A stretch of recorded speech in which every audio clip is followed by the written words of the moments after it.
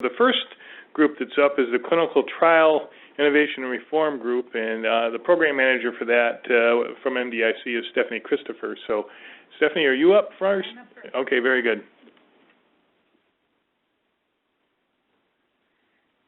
All right, well, thank you all for joining us today, and I'm excited to be able to tell you a little bit more about our clinical trials initiative, and then thrilled to be able to introduce two of our steering committee members who will talk about some of the specific initiatives that we're working on. Clinical trial innovation, I think we can all acknowledge, is a challenging thing to tackle. This is not a small, defined project. This is a big transformational type of problem. Any of you who've worked for any length of time in the medical device industry are well aware of the challenges of medical device trials. They're complex. They're extremely expensive. They take a large amount of time, and the rate at which they're growing in their complexity and they're growing in their costs is simply an unsustainable model. Now, there are a lot of ideas out there about what we could do about this problem. There are a lot of conversations being had in the industry, outside of in academia and other places, about how we can innovate in the clinical trial space. And there is also a lot of other terrific work being done to innovate in clinical trials. So the challenge that MDIC faced when we started on our clinical trial innovation reform effort was where is the unique place that MDIC can play a role in medical device innovation. MDIC's Clinical Trial Innovation and Reform Steering Committee has taken a multi-pronged approach to tackling clinical trial innovation, specifically in medical device trials. One of the things that we've worked on over the past year is the development of prioritized clinical trial tools. And you'll hear a little bit about some of those tools today, but those include what we're referring to as a blueprint for early feasibility study success. And we're hoping to have a draft of that available later this fall. And one of the keys in developing these tools is also to seek feedback from our members and from all of you. So I encourage you, if you're not on our emailing list, sign up for our emails so you can hear when we have these drafts available and when we're seeking comment from our members. We're also working on a framework for efficient medical device clinical trial design, and we're also hoping to have a draft of that in the next couple of months, and we'll also, again, really be seeking and depending on your feedback on that to make that as useful a tool as possible. And one of our more recent projects we're initiating is on a white paper and some educational webinars on designing quality risk-based monitoring protocols. In addition to the development of tools, we've also led the discussion through a number of events. We hosted our second annual workshop in April of this year, and the focus of that workshop was removing the structural and some of the cultural barriers to improving the efficiency and effectiveness of medical device clinical trials. We're also planning on hosting a number of webinars in the coming months on the MDIC Early Feasibility Blueprint and also on some of CTIRH's guidances on clinical trials. And then we also seek to be a part of the conversation by being part of publications, putting out white papers, research papers, and editorials, and really seeking to advance the conversation about how we can innovate in the clinical trial space. So the vision for MDIC's clinical trial innovation and reform is that clinical trial innovation has the potential to improve the safety and effectiveness of products being introduced into the market, reduce clinical trial cycle times and costs, and yield earlier access to beneficial innovative technologies for U.S. patients. Our priorities are to address infrastructure, data collection, and pre- and post-market data requirements, to provide leadership in the use of innovative medical trial tools, and also to provide tools and methods to facilitate early feasibility studies in the U.S. And I want to acknowledge the hard work of my steering committee. Many of them are here today. All of our projects are dependent on the hard work of the people who've stepped up and volunteered to give their time and often resources to helping us develop and work on these innovative tools. I want to speak specifically to some of what we're doing on the framework for clinical trial design and innovation. One of CTIRH's strategic priorities has been to strengthen the clinical trial enterprise, and you'll hear a little bit more about that from one of our steering committee members. And we've really sought to be a part of this, both by examining the burden of clinical trial designs as they currently sit right now, and explore possible alternatives and to develop tools that will ultimately be helpful for both sponsors and for regulators as well. And again, I want to acknowledge my working group on this. Susan Alpert's in the back corner here. If you want to get involved, talk to Susan or talk to me. And a number of other folks from our working group are here as well. One of the things we did over the last year is we did a survey of our member companies to really just get a little bit of data and a little greater understanding of what medical device clinical trials look like right now. So we did a survey of our member companies, and we asked them to provide us information about 3 of their most recent clinical trials. Now, we weren't asking them to tell us what the trials were about or what you were studying. We wanted to know what the trials themselves looked like. So things we asked were, give us a ballpark of the cost of the trial. How many data points did you have in your case report forms? How many monitoring visits did you have? That sort of data to just give us an idea of the size and the complexity of these clinical trials. And this, I want to go through just a little bit of what we learned about these trials. Most of the trials we received were pivotal trials for PMA applications. No surprise here that the most responses we got was for that. We probably should have actually teased that one out a little bit more. These trials are very expensive, and then there's a lot of data on this slide here, but it just shows that these trials have an incredible number of sites, a lot of subjects, and if we get to the last 3 rows here, the amount of data that was actually being used for primary, secondary, and safety endpoints, the amount of data being used for the regulatory submission, and the amount of data used for data mining, publications, and other services shows that we're collecting a whole lot more data than we actually intend on using. So the results from this study indicate that what we already knew, that medical trials are quite complex, and much of the data we collect doesn't ultimately get used. And in our conversations with our partners at CTIRH, we know CTIRH has developed tools in order to perhaps introduce more efficiencies into clinical trials.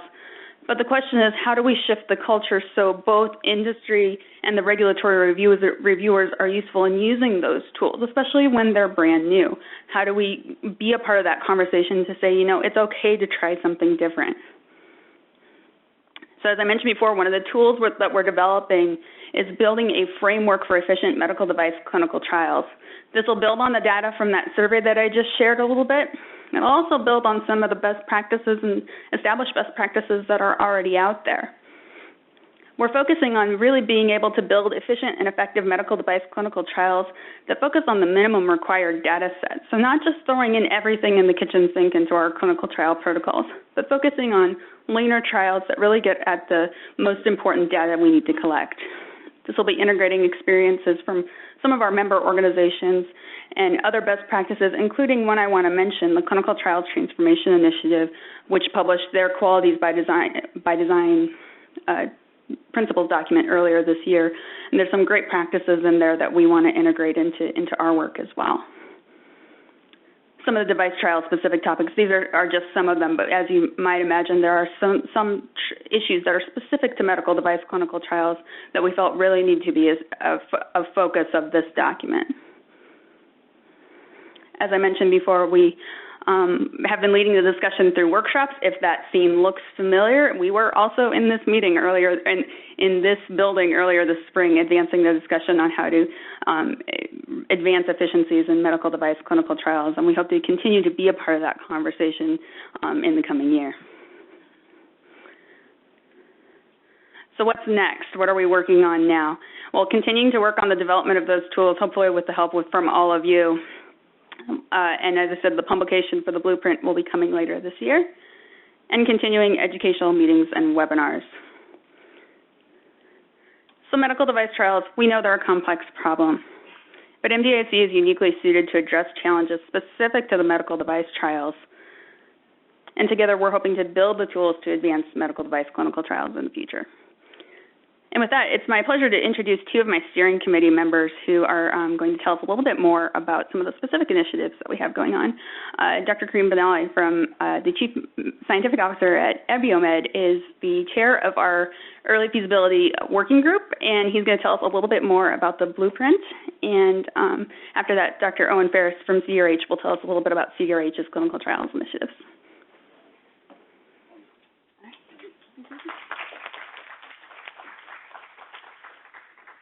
Good morning.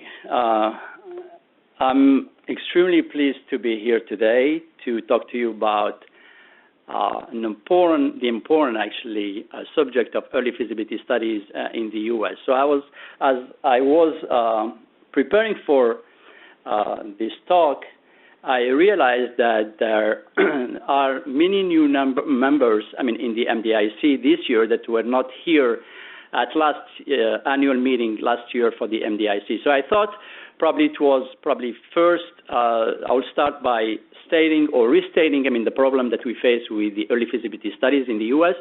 I will spend time telling you a little bit some of the progress that we have made, in this field, and then try to speculate a little bit on the future and share with you some of the concrete actions that the group is proposing as we move forward.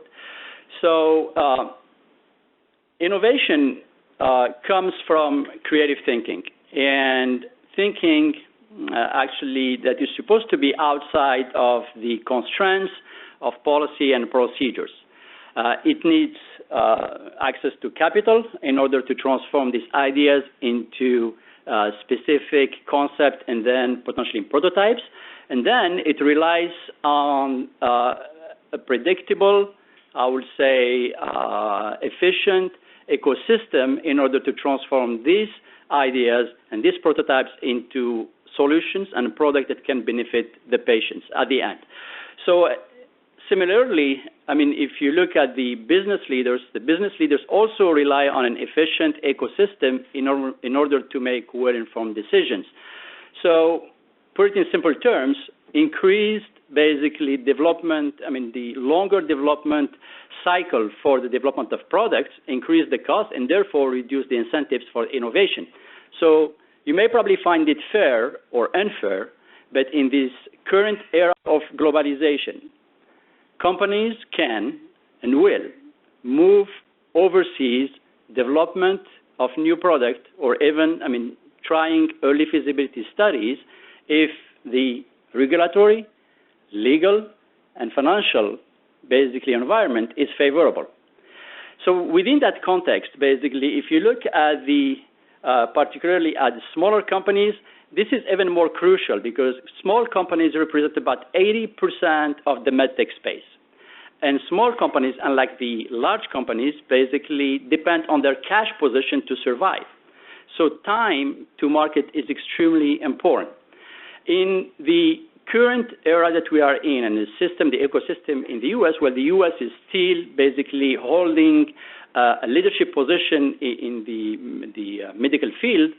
In the development of medical devices, basically, and the ecosystem of the development of medical devices has become more stringent, which means that companies now are moving or have been moving basically the development or the testing of new technologies or even the testing of existing technology, but a new product, a new iteration of existing technologies overseas as a result of that stringent and uncertain, basically, ecosystem. And just to put things into perspective, this is, for instance, an example and a report that was released probably a few years ago that shows that it takes, in average, for a company about 6.5 years and about $36 million of investment to bring a product from a concept to basically the safety and feasibility study without even considering the pivotal study. That is a huge burden, and especially on small companies, that is basically what can make or break the company. That is what can make or break basically the innovation. So what are those challenges? There is the regulatory challenge, of course, but there are other challenges that, when we start looking into this and trying to start talking to people, there is the challenges of the ethics committee review cycle, legal challenges, cost challenges, reimbursement challenges. It has become even crucial, lately with the release of new, basically, guidelines and guidance from CMS, and also other ethical and safety considerations that add more burden into the system. So the opportunity, FDA and CDRH has really and clearly outlined, that's a priority for them.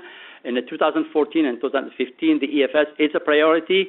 So we need to develop a shared understanding between the different stakeholders and a shared balanced approach between basically what constitute, ensuring the safety of the patient at the same time promoting the innovation.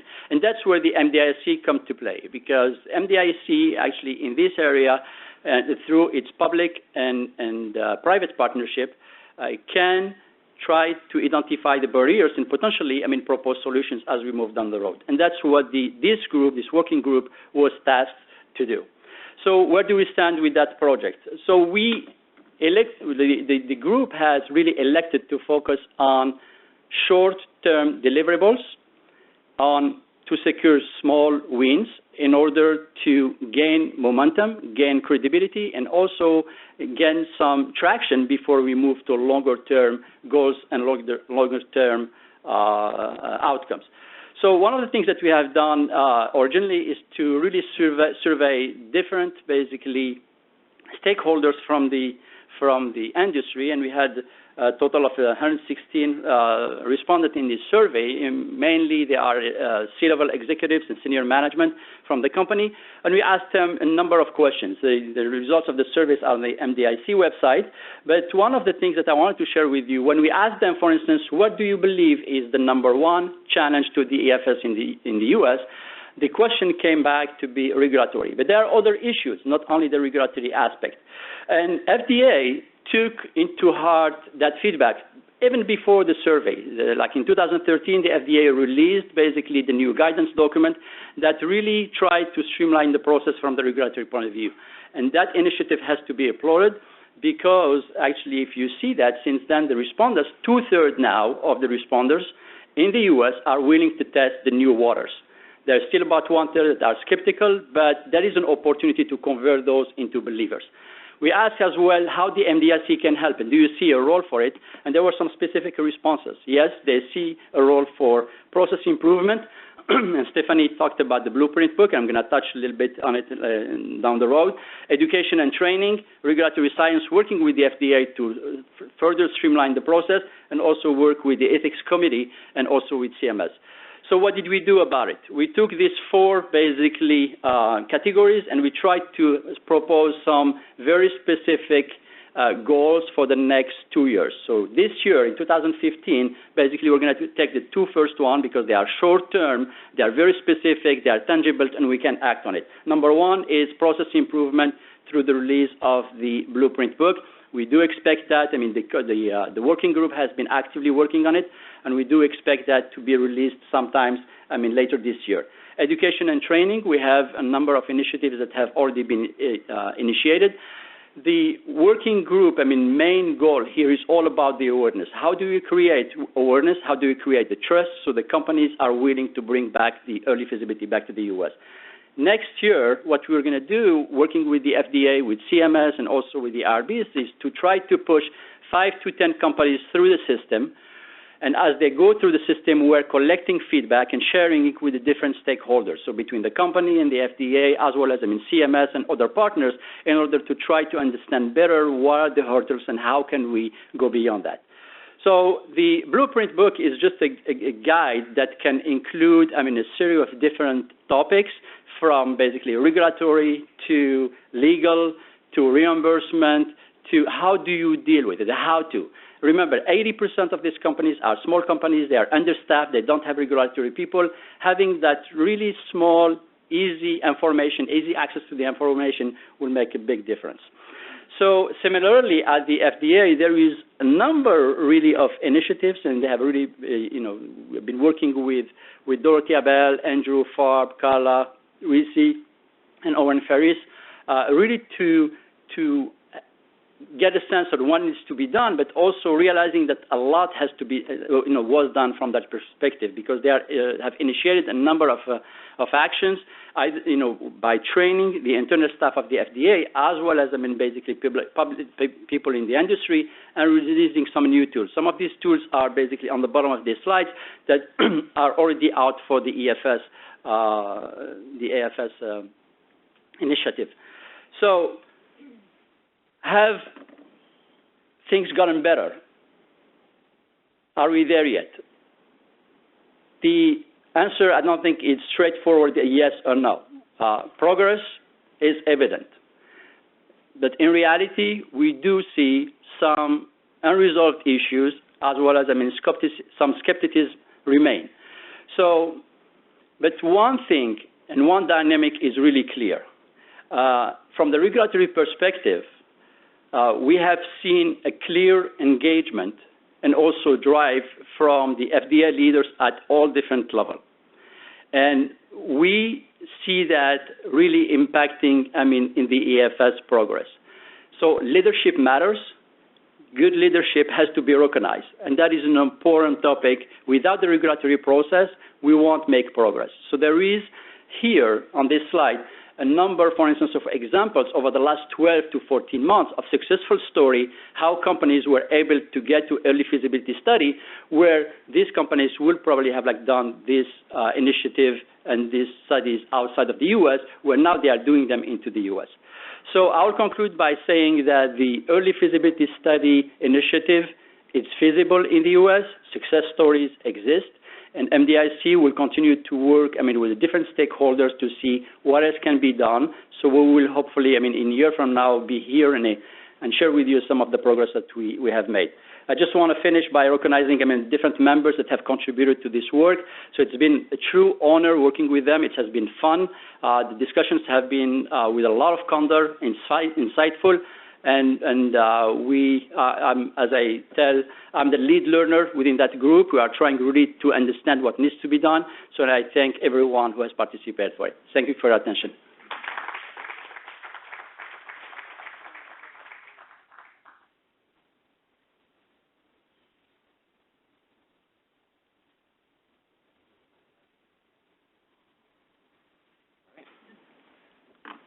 Hi, good morning.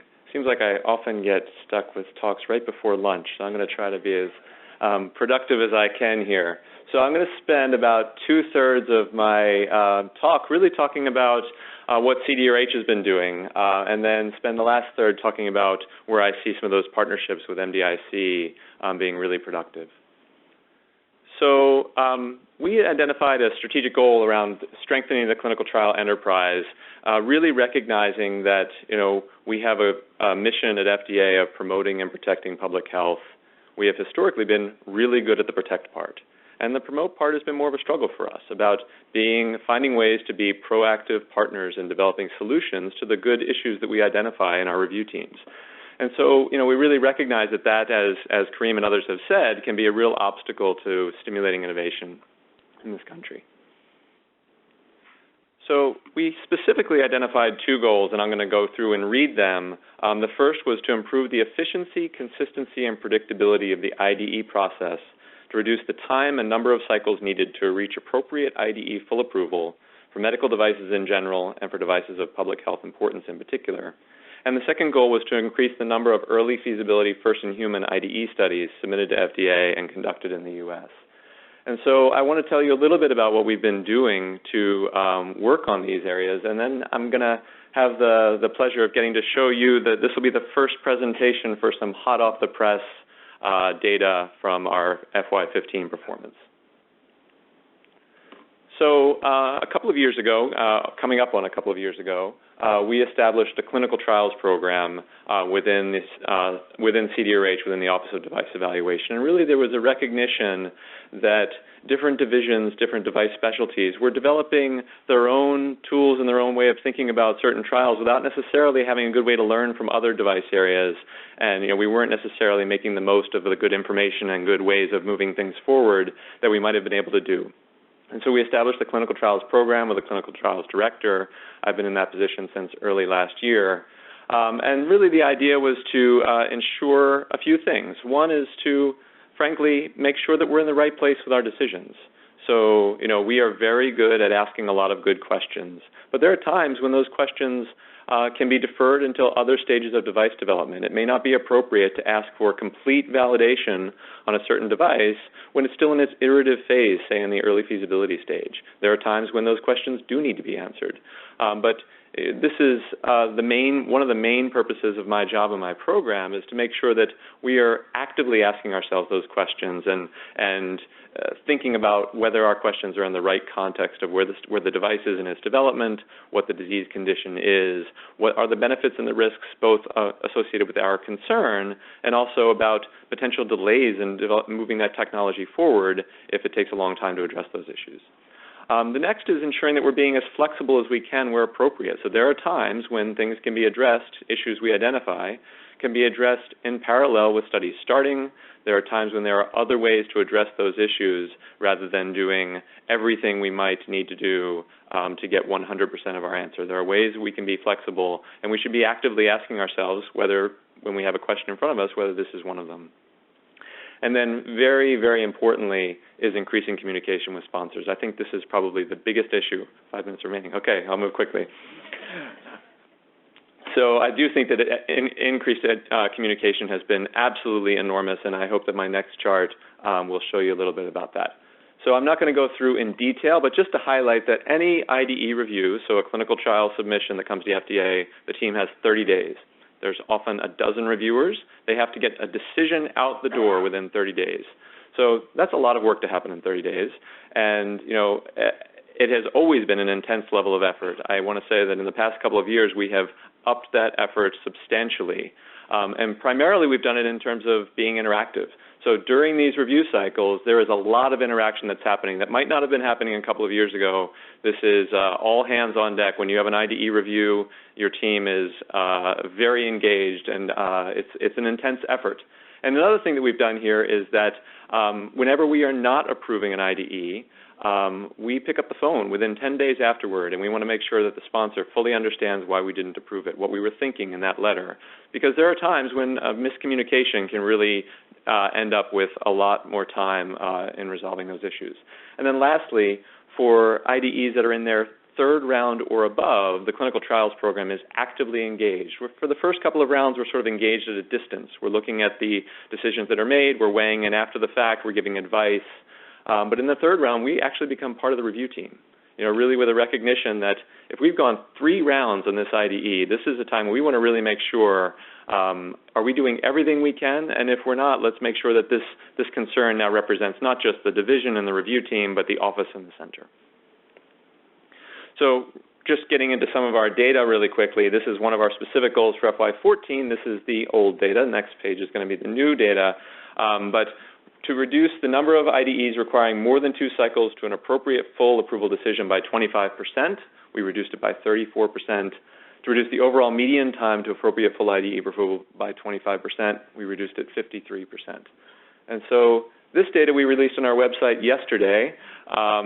We wanted to reduce the number of IDEs requiring more than 2 cycles to an appropriate full approval decision by 50%. We reached it. And we wanted to reduce the overall median time to full approval to 30 days. And so I'm going to show you some graphs that just really put this in perspective. So this shows FY11 through FY15. There are reasons why FY12 isn't shown due to pedagogy happening, some changes in the law that make that data a little bit messy. But you can see that only 14.8% of our IDEs were fully approved in 2 cycles back in FY11, and now we're at about 74%. And this is one of my favorite slides to show. So back in FY11, it took over 440 days to fully approve an IDE, and now we're at 30 days, which means half of our IDEs are approved within 1 cycle. And I just want to emphasize that this is not from lowering the bar. That I think that, you know, we are considering where we can be more flexible. We are asking ourselves where we are in the right place. But I think the biggest reason that this is at 30 days is because of how many times people are picking up the phone and having conversations. I see so many IDE letters where we say, we reviewed your submission and we reviewed this email on this date and this email on this date and this email on this date. And every one of those emails means that there was a time when the review team said, we have an issue. We're in the middle of our 30-day cycle and we're going to see if we can resolve it with the company.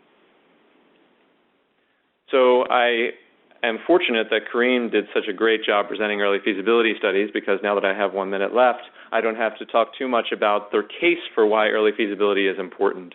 But I do want to say that, there are, I consider sort of a successful EFS program really relies on three things. One is making sure people know about the program. Two, making sure we have the right tools and information to make it productive for companies when they come in so that they can support that conversation. And three is making sure our staff is open to the concepts of being flexible and thinking about how to think of these studies differently than we might think of a study later in development. And that's really CDRH's job, to make sure that that happens. And while we haven't seen a lot of early feasibility studies yet, each one we get is a learning experiment. It's a time to train our staff, it's a time to think about these hard and challenging issues, and that's why we really need folks to come in and help be part of that process to get to where we need to be. So we have seen a lot of improvement. We had an improvement in the number of EFS studies in 6 of our 7 divisions. We had a 50% improvement across CDRH, over 100% increase in the number of approvals, and we have a lot that's currently under discussion in the pre-submission space. And here's just a slide that just shows, again, the numbers aren't huge, but they are growing, they're moving in the right direction, and I think that the collaboration with MDIC and all that's going on in that space can just be very, very helpful. So this is where I'd hope to spend the last third of my talk. I know I'm just almost out of time here, but this is where I think that we are going, and I very much hope in strong collaboration and partnership with MDIC. So I think there's a lot of really good work happening in the early feasibility study program. We're doing a lot inside, but there's a lot that we simply can't do in terms of the promotion and the helping companies with having the right tools and the right advice from someone who's been through it from the outside perspective. I do think that there will be a continued effort on focusing on simpler, more efficient studies. So I think the workshop that we had back in the spring was very helpful in starting that conversation. We want to stay very engaged in that. Better use of observational data for regulatory and clinical decision making. We've heard a lot about this already in earlier talks this morning, but I think that this is something that we at the agency are recognizing more and more, is that a lot of the data that we need to answer some of our critical questions already exists. And if we can find the right ways to access it, the right ways that protect patients, that we have the right appropriate consent, that we are assured about the data quality, the more that we can do that, the more efficient we can be in terms of moving technologies forward. Better incorporation of the patient perspective. There's already been a lot of discussion about that. And another area that I think MDIC can really help us with is we'd like to keep moving in the right direction in terms of approving studies appropriately, more quickly. A lot of that really stems from having the right things that come in the door. And so there's been a conversation with MDIC about how MDIC can help us get there in terms of providing tools and guidance and advice to sponsors such that what comes in the door is ready to go for us to conduct a productive review. So in conclusion, we really are already doing a lot in the clinical trial enterprise, and there's really a recognition both in the agency and I think in MDIC that any further progress is going to involve partnership with a lot of our stakeholders.